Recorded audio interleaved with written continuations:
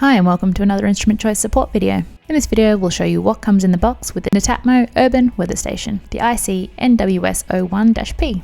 The NETATMO Urban Weather Station is a smart, durable and high quality weather station. The unit is compatible with both Android and Apple devices. The unit automatically uploads key weather information to the NETATMO app where you can access your data from anywhere in the world. The weather station's elegant design fits easily and discreetly into any home. The station kit measures indoor and outdoor temperature, humidity, barometric pressure, CO2 and sound level.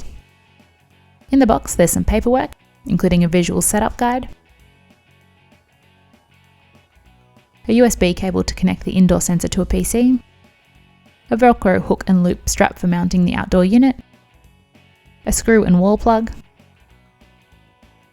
a power cable for the indoor sensor, 2 AAA batteries for the outdoor sensor. The outdoor sensor, this measures humidity, temperature, air quality and barometric pressure. There's a keyhole hook on the back for mounting, and the battery compartment is located within the unit.